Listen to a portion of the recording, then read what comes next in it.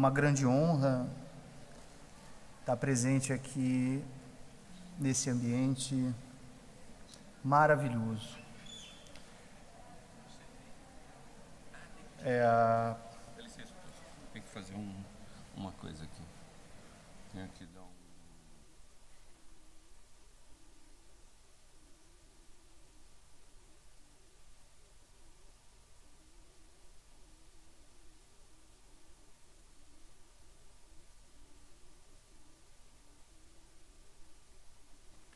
Obrigado.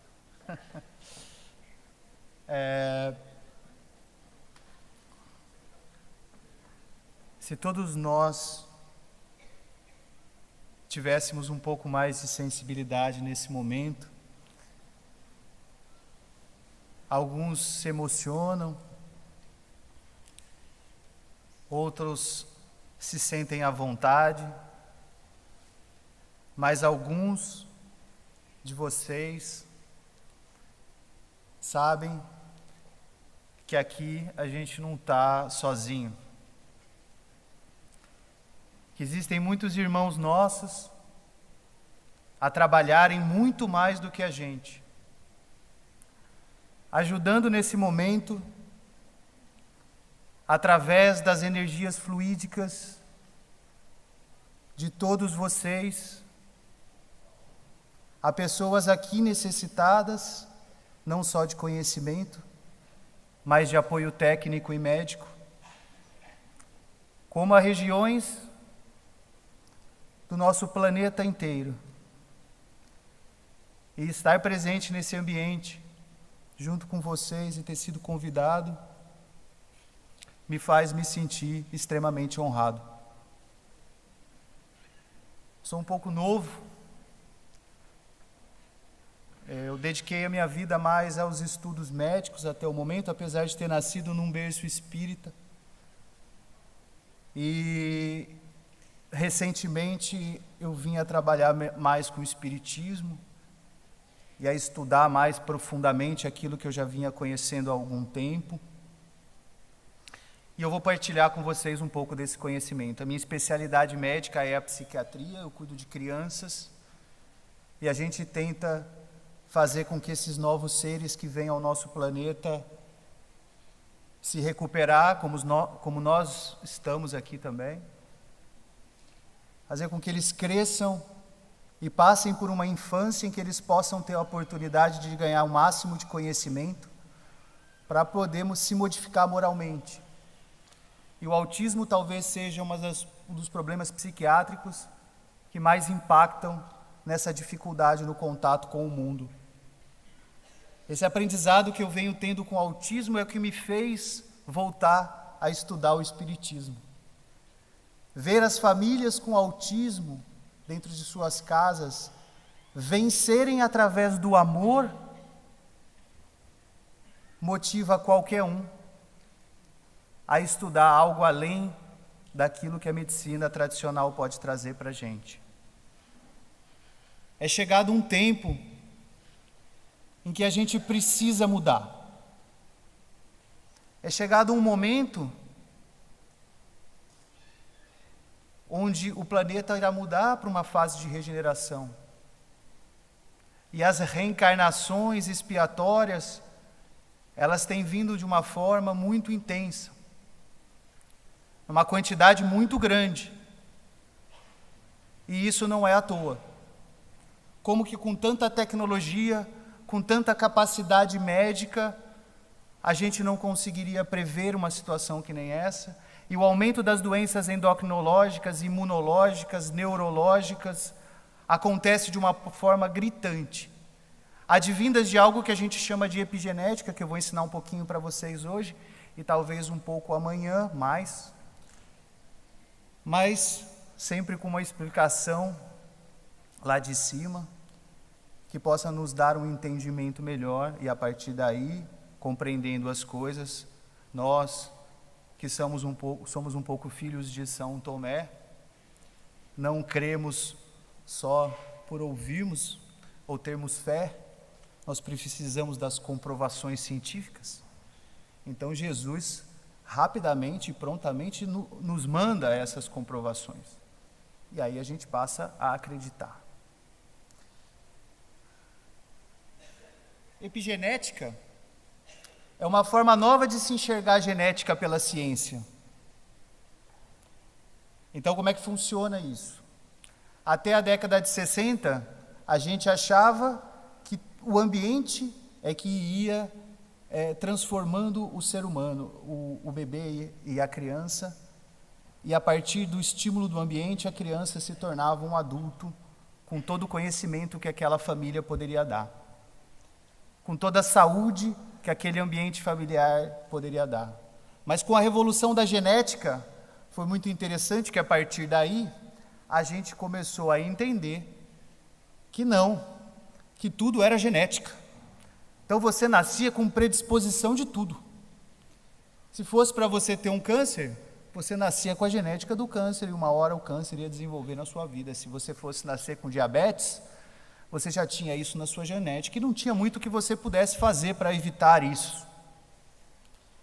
Só que agora, no novo século, trabalhos vão mostrando que, na realidade, quem trabalha sobre a manifestação da genética é o ambiente onde a gente convive. Não basta você ter a genética do câncer, você precisa ser exposto a um agressor, você precisa tomar bastante sol e através desse sol o câncer de pele se manifesta. Você precisa fumar tabaco para que o câncer de pulmão possa aparecer. Então, esse pesquisador indiano, ele publica um trabalho mostrando isso, mostrando essas modificações genéticas e que a vida seria um vale e que através desse vale, dependendo do ambiente onde a gente se colocasse, esse vale ganharia novos leitos diferentes e você seguiria uma vida diferente. Trazendo isso para a realidade espírita, fica um pouco mais amplo esse aspecto de ambiente manifestando sobre a genética.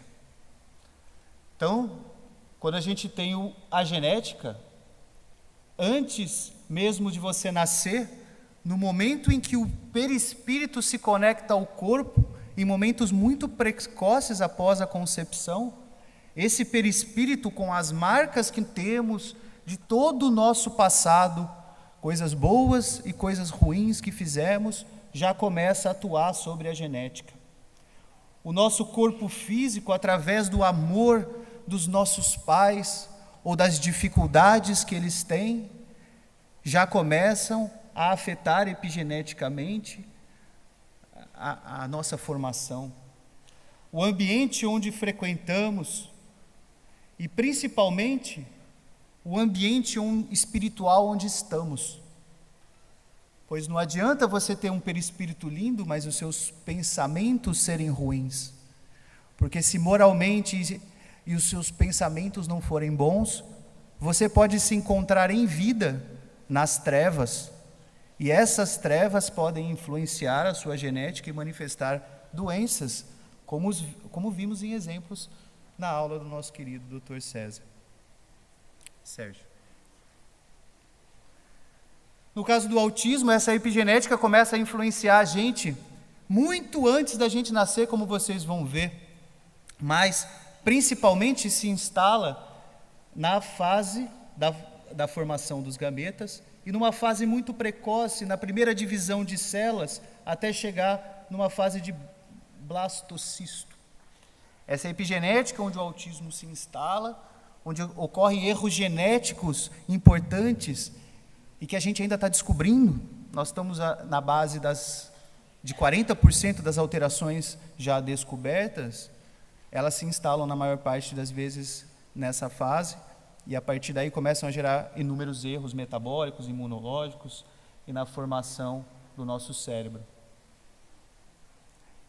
Então nós estamos num momento diferente. Esse momento mostra uma fase final daquele momento de transição, de expiação. Então, a gente precisa ter um grande aumento do processo reencarnatório de pessoas que enfrentaram grandes problemas. Tá? O que acontece?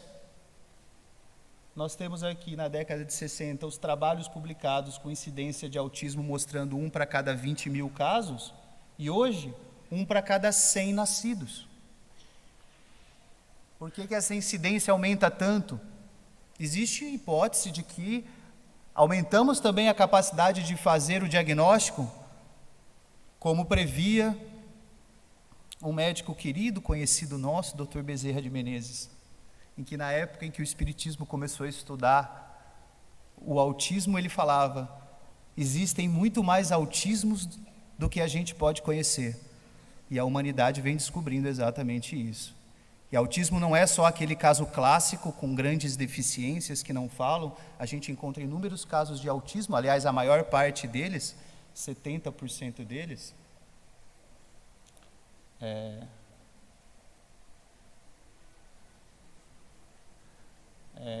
com quadros mais leves a menos. Tá? E uma grande relação com isso é que nós estamos na terceira geração pós-guerra. Como o Dr. Sérgio disse, muitos desses casos de autismo têm relação com contextos de guerra. E nós viemos de uma geração, nós somos de uma terceira geração do pós-guerra, onde 1/3 da humanidade desencarnou, o outro terço sofreu em demasia, e isso acaba gerando mudanças na genética. Não é só uma coisa que vem dos céus, ou só uma marcação dos perispíritos. A nossa genética está marcada com o sofrimento da guerra. E essa genética selecionada é acumulada ao longo de gerações. Esse sofrimento é acumulado ao longo de gerações. E aqui um trabalho da Nature mostrando que o aumento de alterações genéticas de novo geralmente acontece após a terceira geração de uma grande mudança no ambiente. Talvez não tenha existido tão grande mudança no ambiente mais moderno, recente, do que a Primeira e a Segunda Guerra Mundial. Então você veja, plano espiritual, planejamento, e nós, plano físico, descobrindo as mesmas realidades, de que a gente está num momento de mudar. Portanto, a gente precisa de amor, porque não existe mudança, não existe receber essas almas, com qualquer dificuldade que elas tenham, sem amor. Não existe pegar esses espíritos, essas crianças, e colocar num lugar e falar: esse nasceu com autismo, ele vai sofrer porque ele é culpado do passado, como se nós não fôssemos. Nós temos que recebê-los, exercer o amor e, mais do que isso, aprender com eles. Olha só a gravidade do problema. É um distúrbio neuroimunoendócrino, com repercussões no comportamento, um acometimento grave na epigenética do desenvolvimento. Olha a quantidade de genes que a gente descobriu que já podem causar o autismo. Isso foi em 2015, e aqui a gente tinha 30% das causas só.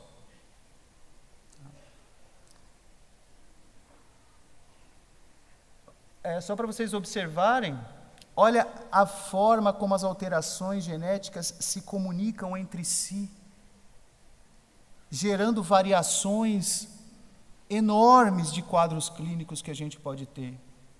E é a partir daí, dessas variações, que o ambiente se manifesta. O ambiente corpo, o ambiente perispírito, o ambiente família, o ambiente obsessivo.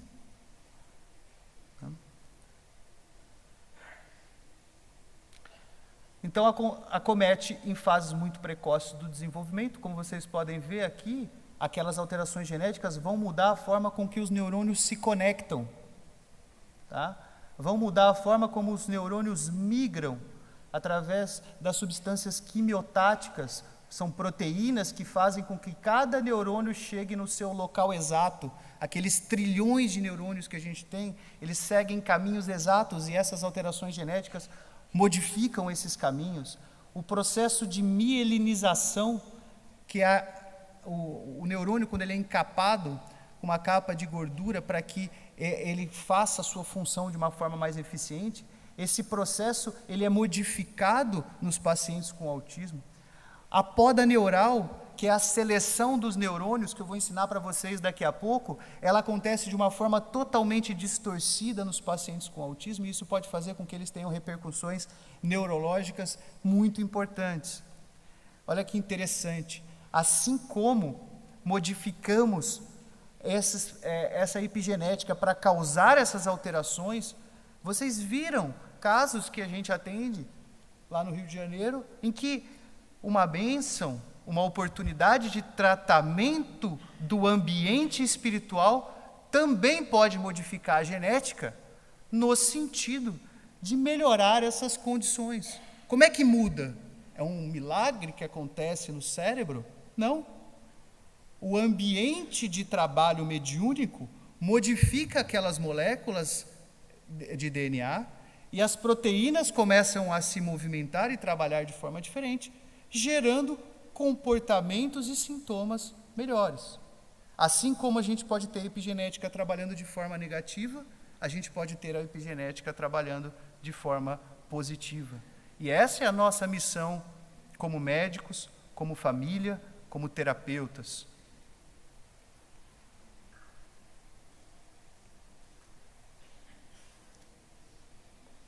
Então, para vocês entenderem o que acontece dentro do cérebro de um paciente com autismo, aqui nós temos um córtex cerebral, um tecido cerebral. O córtex é aquela parte do cérebro que é a casca dele, é uma substância cinzenta. Por que ela é cinzenta? Porque ela é composta de corpos celulares. A outra parte da substância branca é composta de dendritos, das regiões de comunicação. Então, os corpos celulares eles são dispostos no indivíduo normal de uma forma, em formato de colunas, que a gente chama de sistema de minicolunas, e uma célula é disposta embaixo da outra, e elas se comunicam, inibindo, fazendo o processo inibitório através de um sistema que a gente chama de sistema GABA. Tá? No paciente com autismo, aqui você vê o típico com autismo, você vai ver aqui que esse sistema de minicolunas ele é todo deturpado por causa daquela migração das células que é feito de forma inadequada, e esse sistema inibitório não consegue funcionar de uma forma tão eficiente. Caio, por que no recém-nascido aqui está todo escuro e aqui está claro? Isso é a poda neural. Então, ao longo do desenvolvimento, vamos perdendo neurônios que não têm função e vão ficando aqueles neurônios que são importantes para fazer conectividade. Então, aqui a gente tem uma poda neuronal normal, esse idoso tem saúde. Olha uma poda neuronal inadequada, como é diferente. Olha o tamanho de células que às vezes a gente encontra. Isso faz com que a gente tenha disfunções. Isso faz com que a gente tenha alterações morfológicas, isso a gente faz com que a gente tenha alterações funcionais, e algumas dessas alterações eu vou mostrar para vocês o quanto a ciência já entende isso nos seus pormenores. A gente já consegue descrever alterações nos volumes dessas substâncias, e a gente já tem aparelhos de ressonância magnética que conseguem, através da medição de volumes, dar diagnóstico com 90% de precisão a crianças de 6 meses de idade. São estudos recentes que estão sendo publicados e que vão chegar à população normal. Coisa que antes não se pensava. Fazia-se ressonância magnética de crianças e aí falava assim, esse cérebro é normal, ele não tem nada, e vinha com a alteração comportamental do autismo. Aí os pais pensam, como que essa criança não tem nada dentro daquele cérebro? Tem, mas são alterações mais microscópicas, são alterações moleculares, são alterações sensíveis que podem gerar todo um comprometimento na fisiologia. Essas são as regiões do cérebro, mas eu queria mostrar para vocês que essas alterações de volume não vêm sendo estudadas agora, não. Aqui tem trabalhos de 2002, 2001, já mostrando alterações de volume nos cérebros e alterações de algumas regiões. Essa é uma revisão bibliográfica de todos os trabalhos de volumetria que vem mostrando que o cérebro do paciente com autismo vem com dificuldades. E essas dificuldades que a gente tem no cérebro, elas não acontecem só no cérebro, elas acontecem no sistema imunológico, elas acontecem no sistema metabólico, elas acontecem no corpo inteiro, na flora intestinal desses indivíduos. Eles selecionam a flora intestinal, as bactérias da flora intestinal de uma forma diferente.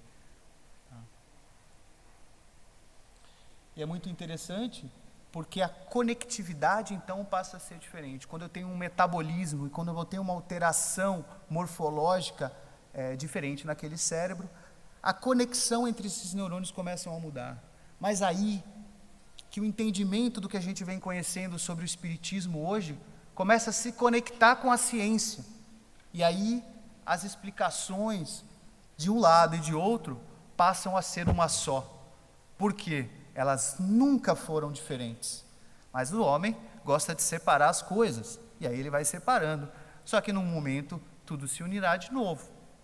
Olha que interessante esse trabalho mostrando a conectividade do lobo frontal, do lobo parietal, do temporal e do occipital, né? Então é um trabalho que mostra a conectividade, como está funcionando a conexão dessas regiões. Então, a partir de cada mês de idade, eles pegaram pacientes que tinham risco para autismo e foram seguindo, fazendo avaliação de conectividade. Eles tinham irmãos com autismo, então eles tinham um alto risco para desenvolver o autismo. E aí eles dividiram entre pacientes que desenvolveram autismo e pacientes que não desenvolveram autismo. A linha azul segue a conectividade, o desenvolvimento da conectividade de pacientes que não desenvolveram autismo.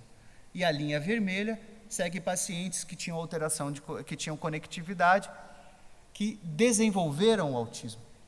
E o interessante é que, até 1 ano de idade, as conectividades dos pacientes com autismo se mostravam até acima do normal.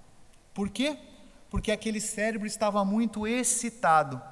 Lembra que eu falei para vocês que aquele sistema GABA, sistema inibitório, estava danificado por conta dos problemas das minicolunas que eu mostrei para vocês. Isso é, o cérebro não tem a capacidade de se auto-inibir.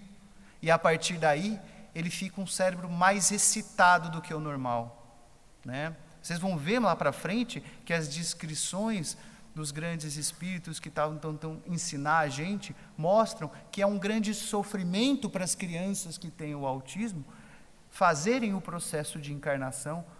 E esse sofrimento já vem desde o começo com cérebros extremamente excitados que fazem com que elas sintam o ambiente de uma forma totalmente distorcida a nossa e de uma forma muito intensa. Aquelas situações que fazem com que qualquer criança chore porque está com fome ou porque está tendo uma situação de frio ou uma situação clínica qualquer, vai fazer com que eles sintam isso em demasia e em forma totalmente distorcida, fazendo com que eles sofram em demasia. Então, o processo inicial encarnatório dessas crianças já é extremamente difícil. E muitas vezes, o toque da mãe, que é o reforço positivo de fica comigo, meu filho, nessa vida, que a gente vai vencer junto, é um sofrimento para essa criança, porque o próprio toque às vezes machuca ela. Tá? E isso começa a acontecer de uma forma muito interessante, até que a partir do 1º ano de vida, essas conexões começam a se desenvolver de uma forma diferente. Tá? Existe uma teoria muito interessante, que é a teoria do corpo caloso, em que essa é a idade, a partir de 1 ano de idade, que o corpo caloso começa a amadurecer. O que é o corpo caloso? É uma região do cérebro que fica no centro e que conecta uma região, um hemisfério, o hemisfério direito, com o hemisfério esquerdo, um lado do cérebro com o outro lado. Então, até a idade de 1 ano, essas conexões cerebrais, o cérebro direito funciona em separado do cérebro esquerdo, e eles precisam funcionar em harmonia. Eles precisam um cérebro comandar o outro, tá? E o que acontece é que as crianças com autismo vêm com corpos calosos danificados morfologicamente e corpos calosos modificados funcionalmente, e hoje a gente já consegue até saber dar uma linha diagnóstica através até de uma volumetria de corpo caloso. A gente começa a entender como é que vai ser o quadro clínico dependendo do volume e do funcionamento do corpo caloso. Tamanho e nível do nosso entendimento clínico hoje. Tá? Mas olha que interessante como Hermínio de Miranda, que é um estudioso não médico, né, espírita, que escreveu o livro Autismo, uma leitura espiritual, e escreveu um outro livro que vale mais a pena para o autismo, que é a Alquimia da Mente, porque ele fala do corpo caloso, ele fala que o espírito se liga primeiro ao cérebro direito no 1º ano, tá? E a partir dessa ligação, o corpo caloso conecta o espírito ao cérebro esquerdo, e o cérebro esquerdo começa a ganhar, a dominar características da existência atual. Tá? Então, como é que isso funciona? A partir dessa conexão do primeiro ano de vida, o espírito ganha a verdadeira entendimento de ele estar na vida atual. E a personalidade da vida atual começa a ser formada. A partir daí vem linguagem, a partir daí vem o caminhar, a partir daí vem a conexão do cérebro social, o desenvolvimento e o amadurecimento de toda a senso-percepção. Mas como o paciente com autismo teria um problema muito grande com relação a essa conexão, e um cérebro muito hiperexcitado e uma dificuldade muito grande com a conexão, ele não consegue exercer isso direito. Talvez por um problema kármico, onde esse corpo caloso não funcione direito, mas talvez, como o próprio Hermínio às vezes propõe, e Chico Xavier algumas vezes, é muito difícil para esse espírito receber a nova encarnação. É muito dolorido para ele receber essa encarnação, e aí ele fica alheio ao corpo. Ele não consegue fazer essa conexão completa do corpo, e aí o desenvolvimento do cérebro esquerdo com relação ao espírito não consegue dar o segmento da formação dessa nova personalidade. O próprio Chico, quando comenta o autismo, ele fala da importância do amor da família, do amor principalmente da mãe, como sendo um gancho para essa criança, dizendo assim: pode vir, meu filho, a vida é dolorida, a sua vida é difícil, você vai sentir muito, mas eu te amo, e juntos nós estamos construindo a sua vitória, através do nosso amor. Venha, meu filho. E se isso acontece, Chico diz que tudo começa a melhorar. Mas esse tipo de amor não é fácil, principalmente porque esses espíritos muitas vezes têm características de dificuldade na conexão íntima entre eles. E é feito isso de forma proposital para que eles vençam isso através do amor. E é por isso que às vezes o tratamento espiritual é muito importante.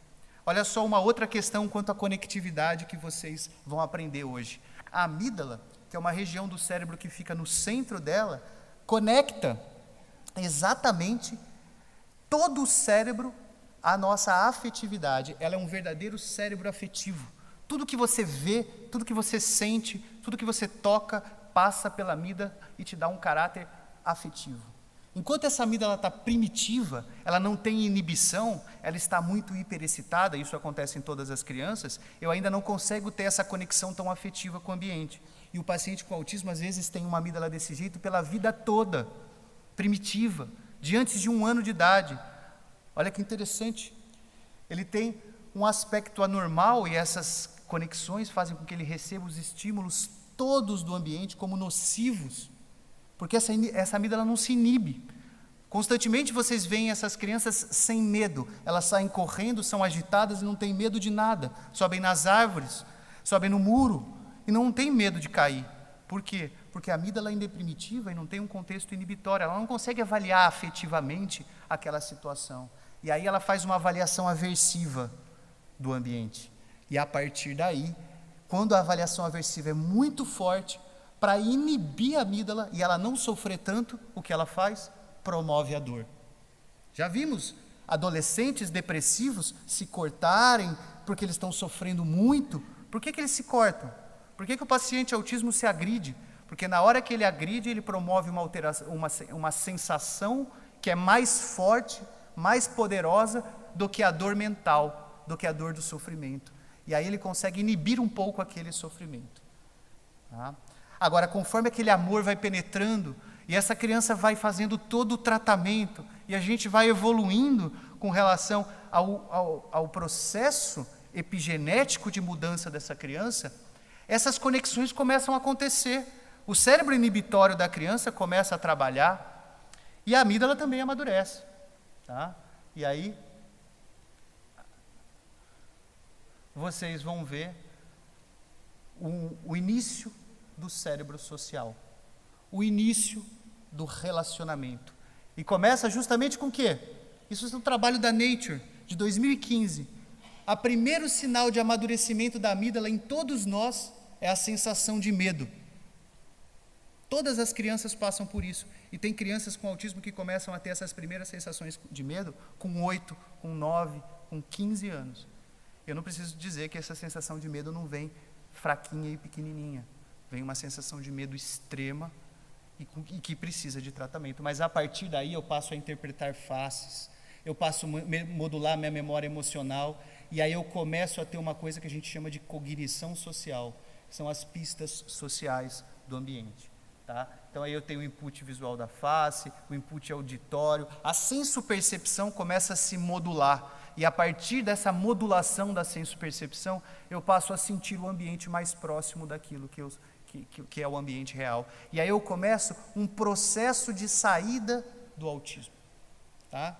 O autismo vai diminuindo, mas aquele ser que tem muitas dificuldades, tem marcado nele essas dificuldades. E aí as reais dificuldades de personalidade começam a aparecer, como uma criança muito mandona, uma criança com dificuldades de comportamento, uma criança com problemas de relacionamento, às vezes, que estão marcadas, em parte por alguns sintomas de autismo que estão ficando, em outras partes porque as suas neuroses começam a aflorar. E a partir daí é mais um processo de tratamento. Bezerra também falava muito disso, de que, eu vou explicar isso mais tarde para vocês, mas a culpa prende, empareda o paciente com autismo. E quando o autismo vai indo embora, aquela marca perispírita da culpa começa a se diluir, aflora-se um novo quadro psiquiátrico que precisa ser tão cuidado quanto um autismo propriamente dito. Então, vocês vão ver muito distúrbio de senso-percepção em diferentes níveis, desde uma criança que não consegue perceber nada no ambiente, até uma criança que simplesmente tem uma alteração na audição e ouve os sons um pouco mais alto. Você tem dificuldades no funcionamento do cérebro social, desde aquela criança que não se conecta socialmente, até aquela que é simplesmente um pouco mais turrona e quer sempre fazer as coisas do jeito dela. Comportamentos de padrão repetitivo, que vão desde os comportamentos sensoriais mais imaturos, de ficar fazendo flappings, até aqueles comportamentos de ser um gênio e gostar só de estudar astronomia. Né? Isso é um comportamento repetitivo. Ele não gosta de falar mais nenhum outro assunto. A diferença é a maturidade desse cérebro. É o amadurecimento que esse cérebro está seguindo. Grandes instabilidades do humor, atraso no desenvolvimento da linguagem, que também pode ser de um fato de ser averbal, até trocar pronomes simplesmente, ou até habilidades verbais. Mas você vai ver que aqueles que têm habilidades, que têm um contexto de entendimento muito grande, mesmo assim você vê uma dificuldade às vezes na fluência da fala. Fala meio robotizado, né? No ritmo da fala. Isso é uma alteração de linguagem muito comum nos pacientes com autismo. E às vezes uma dificuldade na organização dos movimentos. Tudo isso causado por essas alterações que a gente mostrou. Mas por que isso acontece? Né? Existe uma proposta encarnatória.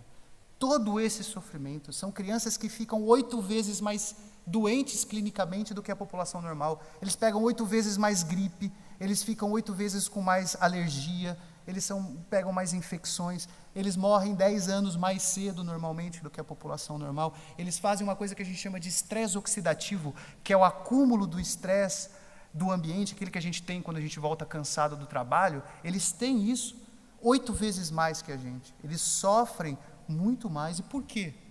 Uma expiação.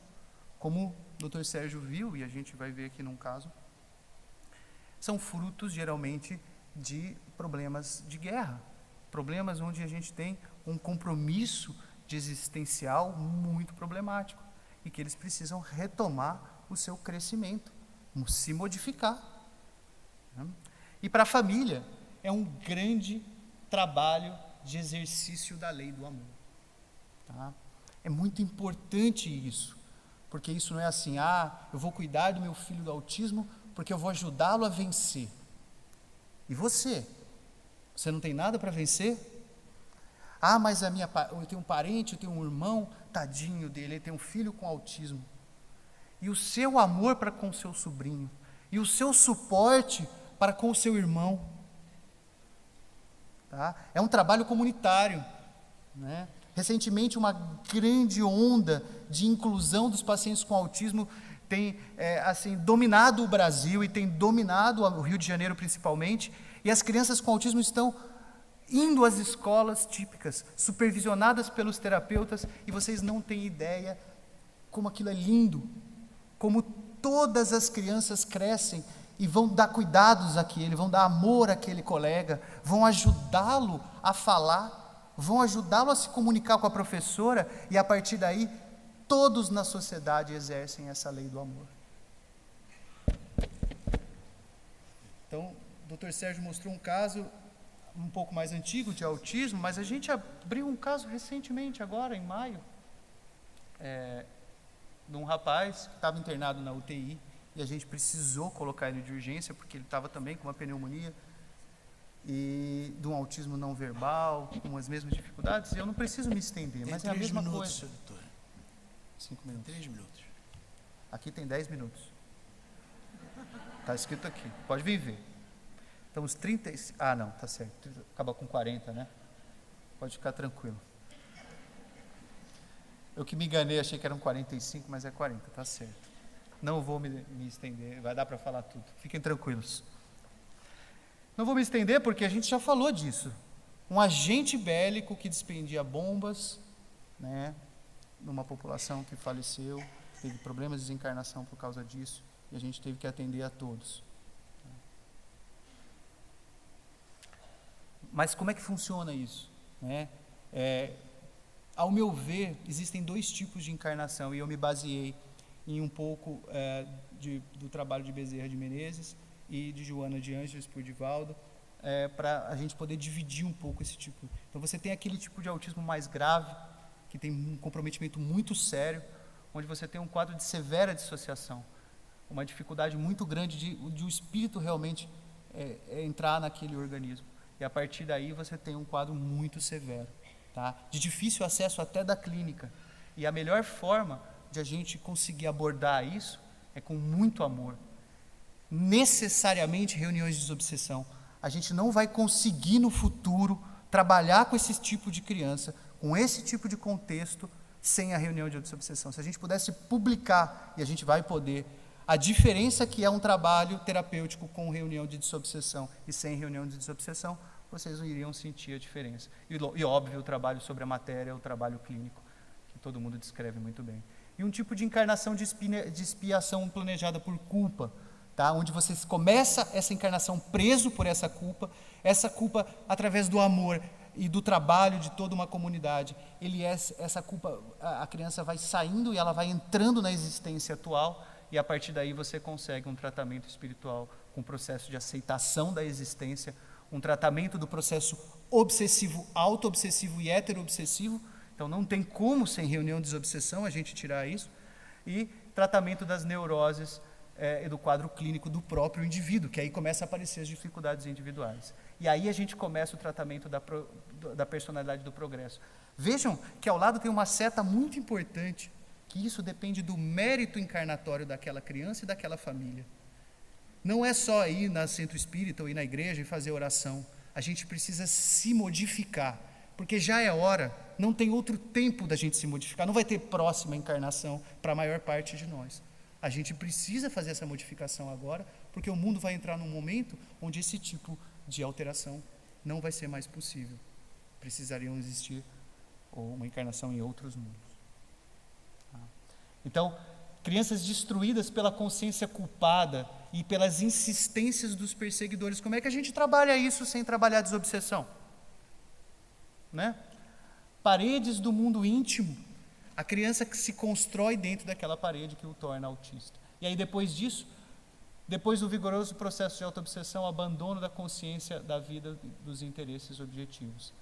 Então, isso destrói a polivalência das ideias e empareda o seu autor. Isso precisa ser trabalhado. Hoje é trabalhado com muito trabalho clínico, mas não existe, por exemplo, na nossa clínica, atender crianças com autismo sem atender as famílias, sem fazer com que a gente faz treinamento mãe-bebê. Sabe o que é isso? Fazer com que as mães saibam abraçar uma criança com autismo sem sentir angústia, sentindo o mesmo amor que uma mãe sentiria se ela não tivesse uma criança com autismo. E isso faz com que toda essa conexão, essa mudança moral e esse mérito aconteça. Esse é um trabalho de uma vida, esse é um trabalho de um indivíduo, esse é um trabalho de uma comunidade, isso é o trabalho do nosso planeta e é a responsabilidade de todos nós, pois o próprio Jesus,